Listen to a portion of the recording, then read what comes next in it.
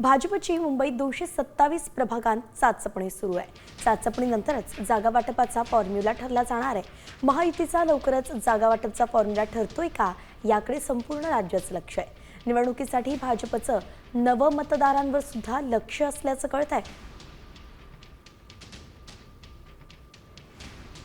तर भाजपनं मुंबईसाठी आता रणनीती आखायला सुरुवात केलेली आहे। बैठकांचा धडाका सुरू झालेला आहे।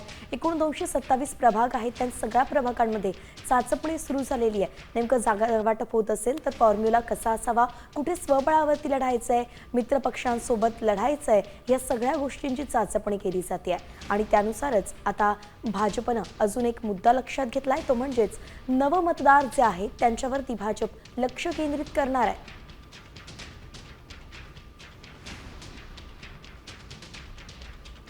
गणेश कवडे आपले प्रतिनिधी आपल्यासोबत जोडले गेलेत। गणेश, कशा पद्धतीने रणनीती आखली जाते?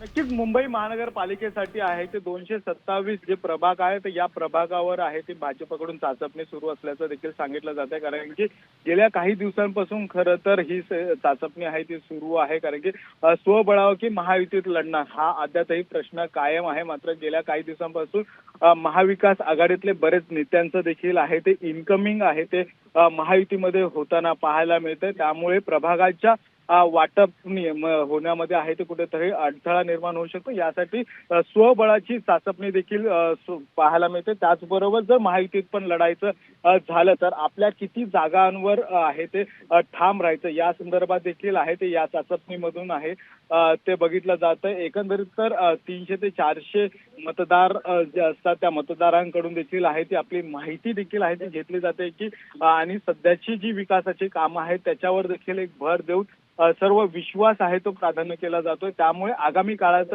ही महानगरपालिकेची निवडणुका आहेत ते स्वबळावर होतील की महायुतीत होतील हे देखील पाहणं गरजेचं आहे। धन्यवाद गणेश, अगदी सविस्तर अपडेट दिली आहेत आपण।